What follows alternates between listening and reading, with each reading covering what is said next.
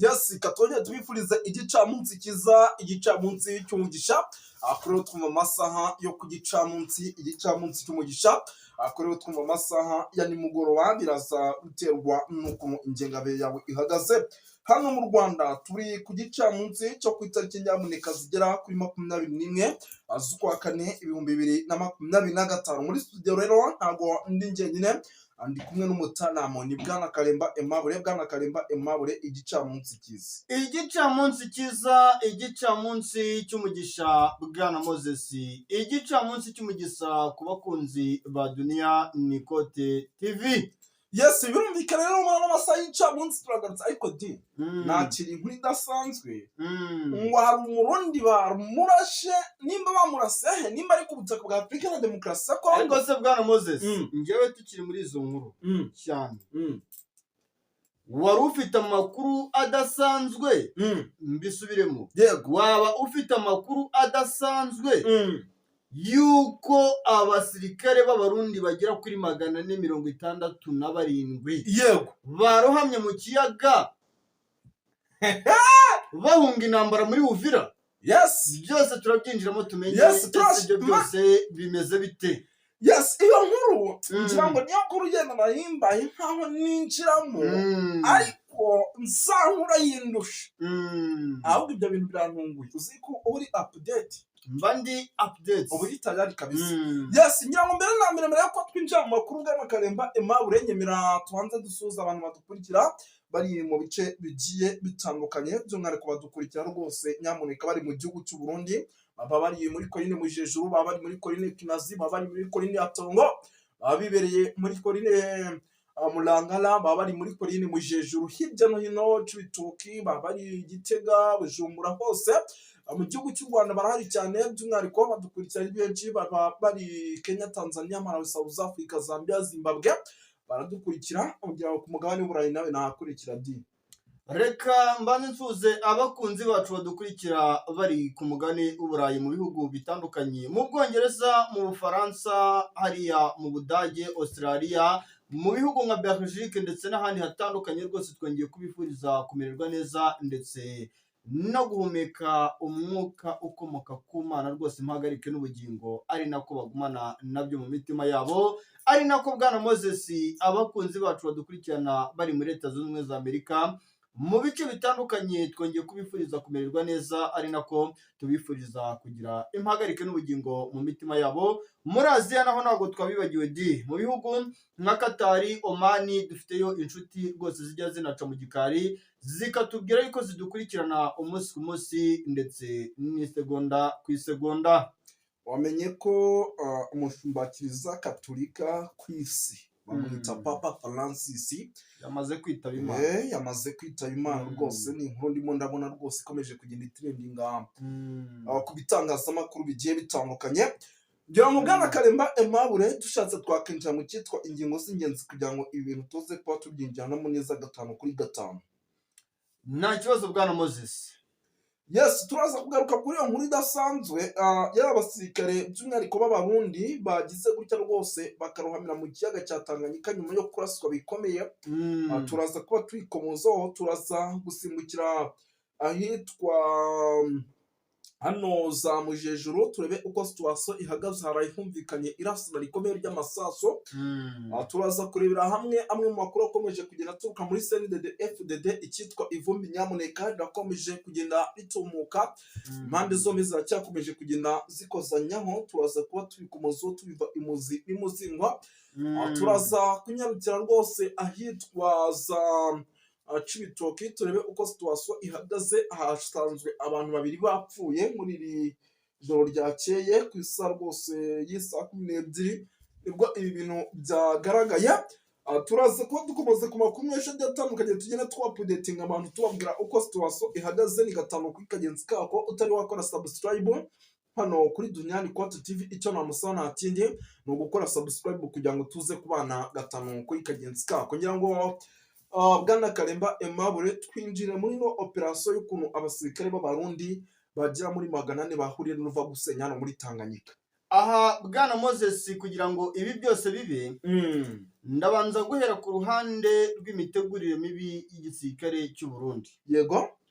Ni igisirikare cy'u Burundi kiri kuri puresha ikomeye cyane yuko umutwe wa M23 utagomba kuba ufite ibice nka Remera Sanje, by'umwihariko ku mupaka uhuza igihugu cy'u Burundi n'igihugu cya Kongo mu bice bya Uvira. Ni igisirikare cy'u Burundi kandi aka kanya kiri kuri puresha ikomeye cyane yo gukoresha aba FDLR 29,000 boherejwe na Kisekedi Shirombo. Ubona yuko bakomeje kugenda basa naho aribo bashuka abo basirikare b'Abarundi kugira ngo batake, kuko n'ubundi ngo ntacyo bahomba bwana Moses. Ariko ikintu cyatumye ibi byose biba, yego, baciye hano ku kiyaga cya Tanganyika berekeza neza cyane muri ya bice bya Uvira, bashaka kwambukira muri iriya misozi, kuri uriya musozi wa Sanje, ndetse bakaba banakwegera biriya bice bya Remera, byanaba ngombwa rwose ntaraza mu Musho no muri iriya misozi yo muri Sud Kivu za Shabunda hariya za Penikusu bakagerayo.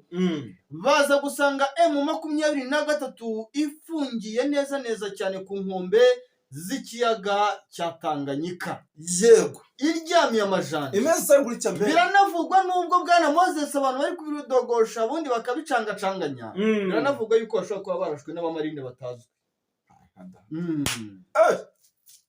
Kuko none se bibaye ari ukurohama imirambo y'abasirikare b'Abarundi baguye mu kiyaga cya Tanganyika, ko yajyanwe bakimara kuyifata bagasanga harimo iyarashwe, bagasanga ubwato uburyo bwaruhamyemo ni mu buryo bwa tactique, baravuga yuko bwarasiwe hasi tekinike zaza abamarine. Ntabwo ari kwa kundi ushobora kuba wafata nk'imbunda, wenda imbunda runaka ngo urase wenda urase nk'ubwato bombe buturike, nk'uko bajyaga bayiterekamo ku musozi wa Ndumba muri za Minova. Hari uburyo bwa tekinike ushobora kuba warasamo ubwato ukoresheje.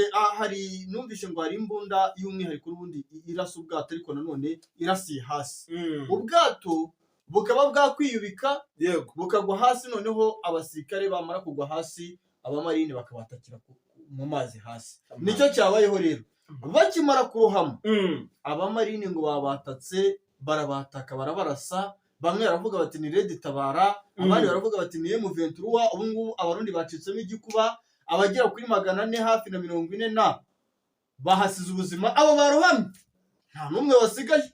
Muramivuga ati Abarundi bagenda, nta numwe wasigaye. 400 hafi na 46 bahasize ubuzima, nta numwe wasigaye. Kandi bagiye gupima imirambo y'abo basirikare, basanga barashwe mu buryo bwari bwiteguye, ndetse n'ubwato babonye uburyo bwaruhamye n'uburyo bwarashwe, basanga ari ibintu byari byateguwe.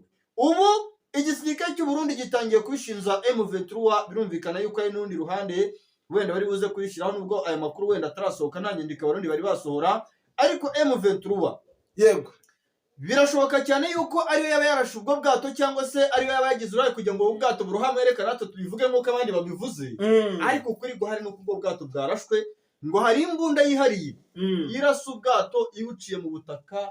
Noneho abasirikare bamara kurohama, abamarine bakabarasa mu buryo bwa kinyamwuga.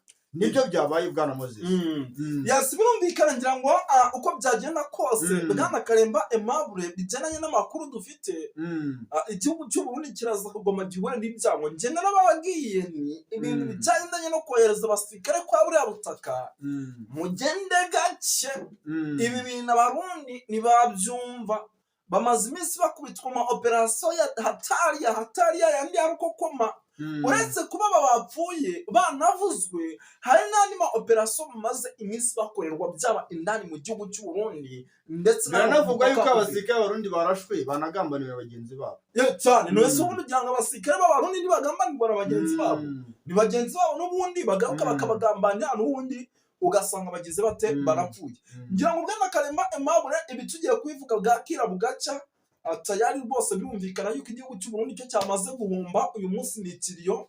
Ahubwo reka twigarukire hano muri CNDD FDD, ngira ngo naho ni ibice navuga yuko ivumbi ryamaze gutumuka kugeza amadinga ya icyitwa gucungana kurebana ayingwe na n'ubu kuracyakomeje kugezaho umwe aramutse afashe mugenzi ashobora kumuhitana mu buryo mwese cyangwa ubundi.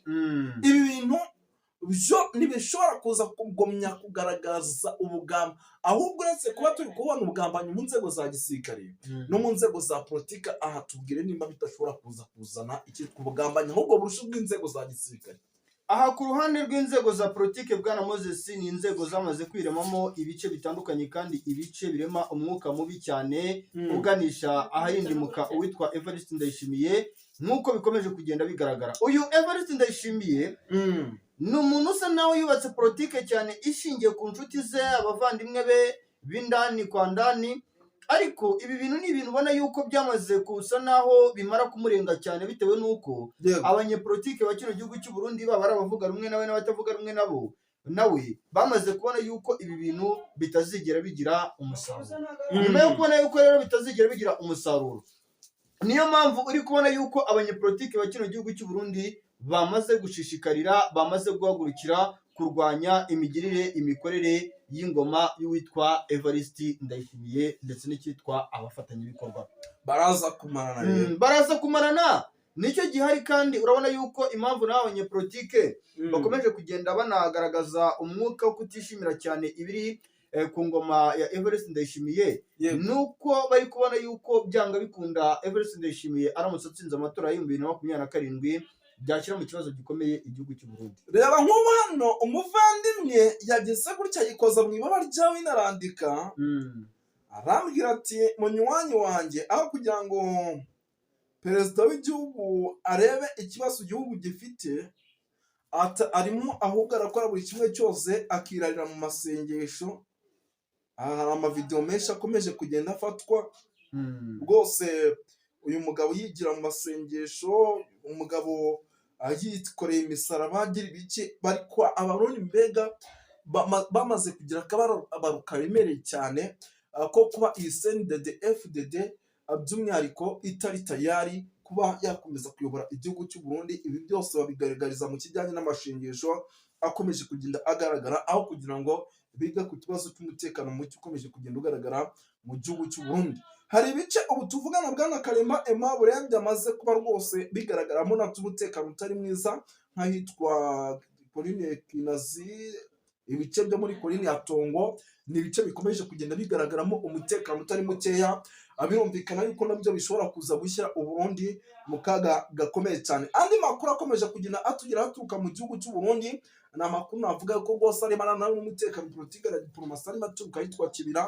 Ubu tuvugana Ikibira naho rwose mu kanya gato hamaze kujyayo ikamyo zigera kuri 2 zuzuye ibikoresho zirimo imbunda ndetse n'amasasu, ngo zikaba ari ikamyo ziza kugomya kwifashishwa mu kijyanye no kurinda umutekano. Ese uyu mutekano aho urabona uhari mu ishyamba ryo mu Kibira se bwana Moses? Yego, ishyamba ryo mu Kibira ni ishyamba navuga yuko ari ishyamba, ni inzira y'irimbukiro ku ruhande rw'abasirikare b'abarundi, kuko nta munsi n'umwe twumva abasirikare b'abarundi berekeje hariya mu ishyamba ryo mu Kibira ngo twumve hagarutse umuzima. Yego, nta munsi n'umwe twumva umusirikare w'umurundi yagiye mu ishyamba ryo mu Kibira twumve atagarukanye inkuru y'uko yahuye n'abasirikare bafite imyitozo cyangwa se bafite akazi kadasanzwe kandi baba babiteguye ku rwego rudasanzwe. Iri ni ishyamba rizakomeza kuba ishyamba ry'ibibazo ku ruhande bw'abasirikare b'abarundi ndetse no ku ruhande rw'abanyepolitiki ba kino gihugu cy'u Burundi, ukurikije uburyo cy'ubundi iki gisirikare cy'u Burundi gitegura ibintu byabo, ukareba uburyo cy'imbonerakure zirwana, babohereza muri ibyo bice bitandukanye za Cibitoki, babohereza mu Kamenge ngo bajye gucunga umutekano, ukajya kumva ukumva ngo basahuye, ukajya kumva ukumva ngo bishe umuturage, ukareba politike ya CNDD-FDD na FDN igisirikare cy'u Burundi bagenderaho, amacakuri n'ibindi bitandukanye, ukabona yuko bwana Moses byanga bikunda aba basirikare bayikorezwa mu ishyamba ryo mu Kibira, byanga bikunda rezilita ziri buze kugaruka, ntabwo ari rezilita zizi gutanga umusaruro ku ruhande rw'igisirikare cy'u Burundi, ahubwo ni kwa kundi igisirikare cy'u Burundi n'ubundi kizakomeza gutakaza kandi kigatakaza abasirikare benshi bitandukanye n'umusaruro biteze hariya mu gihugu cy'u Burundi. Yes, birumvikana ngira ngo ibi byose ni bimwe mu bikomeje kugenda bivugwa ariko kandi bitangazwa. Gusa uyu munsi mu gihugu cy'u Burundi ndakeka ari ushobora kuza kuba mu minsi bakira amakuru mabi cyane.